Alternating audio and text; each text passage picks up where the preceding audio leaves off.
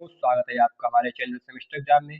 जैसा कि दोस्तों जानते हैं केमिस्ट्री की क्लासेस चल रही थी, जहां पर मैंने आपको ये यानी सेल क्या होता है और सेल का ईएमएफ क्या होता है उसके बारे में बता दिया था। आज का जो टॉपिक है वो आज हमारा टॉपिक क्या है, नॉन नट्स इक्वेशन मतलब नॉन नट्स समीकरण क्या होती है, इसके बारे में पढ़ेंगे। तो उससे पहले चलते हैं अपने मोटिवेशन की ओर। मोटिवेशन क्या है? हर कठिन टॉपिक बार बार पढ़ने से आसान बन जाता है, यानी कितना भी कठिन टॉपिक क्यों ना हो, अगर आप उसे बार बार पढ़ते हैं तो क्या वो आसान बन जाता है। यानी धैर्य और निरंतर अभ्यास ही सफलता की असली पहचान है। धैर्य बनाए रखो और निरंतर अभ्यास करते रहो। यह मैं आपको हर वीडियो में बताता हूँ कि निरंतर अभ्यास ही आपको सफलता की ओर ले जाएगा। ठीक है दोस्तों, तो बढ़ते हैं अपने टॉपिक की ओर। क्या है टॉपिक आज का? Non equation. नॉन इक्वेशन यानी समीकरण क्या होती है। तो इसका पहले तो आप परिचय देख सकते हैं क्या है। यानी कि नॉन इक्वेशन एक ऐसा समीकरण है, यानी कि नॉन इक्वेशन होता है वो एक समीकरण है जिसकी सहायता से किसी इलेक्ट्रोकेमिकल सेल्स, यानी जो इलेक्ट्रोकेमिकल सेल्स होती है विद्युत, यानी कि जो विद्युत केमिकल सेल्स होती हैं, यानी विद्युत रासायनिक बैटरी या सेल कह लो, तो वो क्या होती है, यानी उनको जो पोटेंशियल होता है ईएमएफ। ठीक है, यानी कि नॉन इक्वेशन समीकरण है जिसकी सहायता से किसी इलेक्ट्रोकेमिकल सेल्स का पोटेंशियल मतलब ईएमएफ क्या होता है, इलेक्ट्रोमोटिव फोर्स स्टैंडर्ड से अलग, नॉन स्टैंडर्ड, ठीक है, कंसंट्रेशन और टेम्परेचर पर भी निकाला जा सकता है। ठीक है, यह सेल पोटेंशियल का कंसंट्रेशन के बीच संबंध दर्शाता है। ठीक है, यानी सेल का पोटेंशियल और जो इलेक्ट्रोड्स का कंसंट्रेशन होता है उसको उसके बीच क्या करता है, संबंध को प्रदर्शित करता है। ठीक है, इसकी परिभाषा देख सकते हैं क्या है। परिभाषा यानी डिफिनीशन, वह समीकरण जो सेल का पोटेंशियल यानी E cell, standard cell potential मतलब कि ई की पावर जीरो से लिखते हैं, इसको क्या कहते हैं, स्टैंडर्ड सेल पोटेंशियल कहते हैं। ई पावर जीरो सेल लिखा है, इसको क्या कहते हैं, स्टैंडर्ड सेल पोटेंशियल। ठीक है, और क्या, टेम्परेचर इलेक्ट्रॉन की संख्या तथा रिएक्टेंट्स व प्रोडक्ट की कंसंट्रेशन से जुड़ता है। ठीक है, यानी कि नॉन इक्वेशन कहलाती है वह समीकरण जो सेल का पोटेंशियल यानी E cell, standard cell potential, ठीक है, टेम्परेचर इलेक्ट्रॉन की संख्या तथा रिएक्टेंट्स प्रोडक्ट की कंसंट्रेशन से जुड़ता है।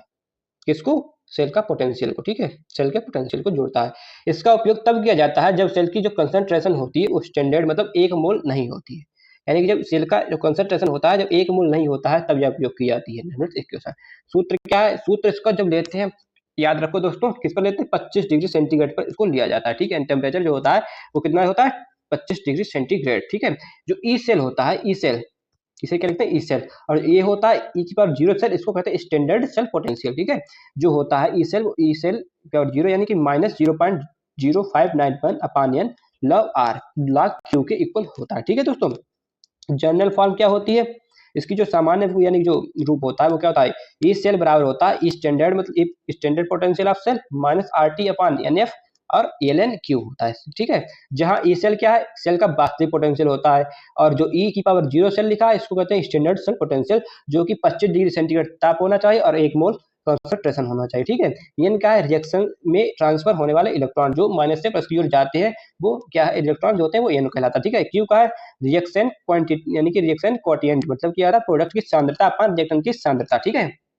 यानी कि प्रोडक्ट की सांद्रता कह लो या कह लो रिएक्टेंट की सांद्रता, इसको क्यू से प्रदर्शित करते हैं। ठीक है, यानी कि और जो 0.0591 है इसको क्या कहते हैं, ये होता है किसके equal, 2.303 are T upon F, जो कि 25 डिग्री सेंटीग्रेड ताप पर स्थिर माना जाता है। ठीक है, फिर क्या महत्व, यानी कि महत्व का, इसके इंपॉर्टेंस क्या है, इंपॉर्टेंस देख सकते हैं क्या, स्टैंडर्ड एवं नॉन स्टैंडर्ड जो कंडीशंस होती हैं दोनों में ईएमएफ ज्ञात किया जा सकता है इसके द्वारा, नॉन इक्वेशन के द्वारा। ठीक है, फिर क्या है, सेल पोटेंशियल की सटीक गणना, इससे क्या है, सेल का जो विभव यानी विभवांतर होता है, विभव कह सकते हैं आप, उसको सटीक गणना करने में इसका प्रयोग होता है। ठीक है, जो इलेक्ट्रोकेमिकल सेल्स होती हैं के व्यवहार को यानी किस प्रकार की उनका नेचर है, ठीक है, उसको यानी कि उसको हम समझते हैं। ठीक है, ठीक है, कंसंट्रेशन चेंज सांद्रता में जो चेंज होता है इसका क्या सेल पोटेंशियल पर प्रभाव पड़ता है, इसको यानी कि इसका महत्व यानी कंसंट्रेशन चेंज का सेल पोटेंशियल पर क्या प्रभाव दर्शाता है, इसको भी इससे जाना जा सकता है। फिर क्या है, इसको प्रभावित करने वाले कारक क्या है, फैक्टर्स क्या है, टेम्परेचर। ठीक है, टेम्परेचर तापमान बढ़ने पर इस सेल का मान बदलता है, यानी कि तापमान बढ़ाएंगे तो एक सेल का मान बदलेगा। ठीक है, आयन जो होता है, आयन कंसंट्रेशन जो होता है यानी कंसंट्रेशन बढ़ने या घटने से क्यू बदलता है, यानी कंसंट्रेशन बढ़ाएंगे या घटाएंगे जो क्यू होता है वो हमारा क्या हो जाएगा, बदल जाएगा। ठीक है, नंबर ऑफ इलेक्ट्रॉन्स जो एन होता है, एन बढ़ने से दूसरे पद यानी 0.0591 अपान एन लॉग क्यू छोटा हो जाता है। ठीक है, एन बढ़ाएंगे ये क्या हो जाएगा, छोटा हो जाएगा। फिर क्या होता है, रिएक्शन कोएफिशिएंट यानी क्यू प्रोडक्ट्स अपान रिएक्टेंट्स के अनुपात पर निर्भर करता है, जो प्रोडक्ट और रिएक्टेंट का अनुपात होता है उस पर निर्भर करता है क्यू। ठीक है, न्यूमेरिकल एक इसमें एक न्यूमेरिकल भी लाए हम, क्या है न्यूमेरिकल, यह क्या है यानी न्यूमेरिकल यानी एक वो दिया है प्रश्न है, डेनियल सेल के लिए ई स्टैंडर्ड सेल का पोटेंशियल दिया है वो 1.10 वोल्ट दिया है, ठीक है, और रेंज 2 इलेक्ट्रॉन दिए हैं, ठीक है। यदि Zn2+ बराबर 0.1 मोल हो और Cu2+ बराबर 1 मोल हो, ठीक है, तो सेल ज्ञात की, ई सेल ज्ञात की। ई सेल क्या है, ठीक है। सर सेल रिएक्शन क्या होती है, रिएक्शन होती है, जो सेल की रिएक्शन होती है वो क्या होती है, Zn+Cu2+, ठीक है।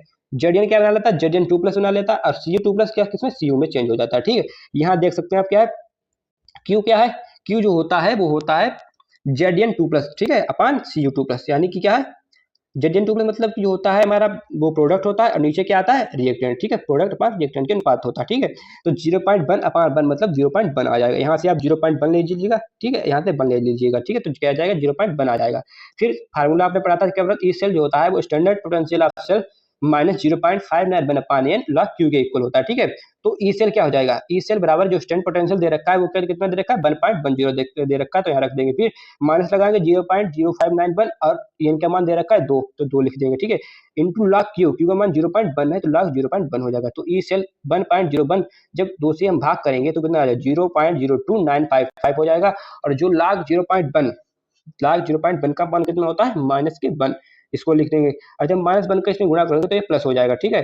तो 1.10 और 0.0295 को जोड़ेंगे तो कितना आ जाएगा, लगभग हो जाएगा 1.1296 वोल्ट आ जाएगा, जो ई सेल है, यानी कि जो हमारा सेल का जो पोटेंशियल है वो आ जाएगा, ठीक है। फिर क्या था, रियल लाइफ एग्जांपल एक देख सकते हैं क्या है, जैसे कि इधर देखें, ये क्या है, Zn2+, ठीक है, इधर जिंक का जो दे रखा है, ये Cu का दे रखा है, ठीक है। तो यहाँ से इलेक्ट्रॉन जाएंगे, इधर जाएंगे, निगेटिव में, ठीक जा रहे हैं, ठीक है। ये साल्ट ब्रिज है। जैसे डेनियल सेल होती है उसमें क्या होता है, यदि Zn2+ की कंसंट्रेशन घटा दी जाती है, यानी घटा दी जाए, तो रिएक्शन क्वांटिटेंट होता है Q कम हो जाएगा, यानी कि जो Zn2+ की कंसंट्रेशन घटा देंगे तो रिएक्शन क्वांटिटेंट हम Q पढ़ते हैं उसको, वो क्या हो जाएगा, कम हो जाएगा, ठीक है। जिससे जो नर्नर्स इक्वेशन के अनुसार ई सेल का मान बढ़ जाता है, ठीक है, यानी कि इसके अनुसार क्या हो जाएगा, जो ई सेल होता है उसका मान बढ़ जाएगा। इसी प्रकार जो ड्राई सेल्स होती हैं इनके प्रयोग के दौरान आयन कंसंट्रेशन धीरे धीरे बदलती है, जिससे क्या है, बैटरी की वोल्टेज समय के साथ घटती जाती है। इसीलिए जो ड्राई सेल्स होती हैं उसमें क्या होती है, धीरे धीरे बैटरी की वोल्टेज खत्म होती जाती है, और एक दिन ऐसा आता है कि वो पूर्णतः डिस्चार्ज होती जाती है और उनका काम खत्म हो जाता है, ठीक है। फिर क्या आता है, रिविजन इसका देख सकते हैं दोस्तों, क्या है, जो नैनोनेट इक्वेशन होती है वो क्या होती है, नॉन स्टैंडर्ड कंडीशन में सेल को निकालने, इससे निकालने में प्रयुक्त होता है। जब नॉन स्टैंडर्ड कंडीशन होती है उसमें, यानी कि जो सेल का पोटेंशियल होता है उसको निकालने में नैनोनेट इक्वेशन का प्रयोग होता है। सूत्र क्या पढ़ा था आपने, जो ई सेल होता है वो स्टैंडर्ड पोटेंशियल होता है, ठीक है। सेल का जो होता है स्टैंडर्ड पोटेंशियल, उसमें से हम क्या घटा देते हैं, 0.0591 upon N into log Q, यानी 25 डिग्री सेंटीग्रेड ताप पर इसको घटा देते हैं, और 1 मोल कंसंट्रेशन होना चाहिए, ठीक है। एन जितना अधिक होगा दूसरा पद उतना ही कम प्रभावी होगा, ठीक है। क्यू क्या है, प्रोडक्ट की सांद्रता अपन रिएक्टेंट की सांद्रता है, ठीक है। क्यू क्या है, प्रोडक्ट की सांद्रता और रिएक्टेंट की सांद्रता का अनुपात है, ठीक है। कंसंट्रेशन घटने से ई सेल बढ़ता है, यानी कंसंट्रेशन से घटने से ई सेल बढ़ता है, बढ़ने से ई सेल घटता है, यानी क्या है,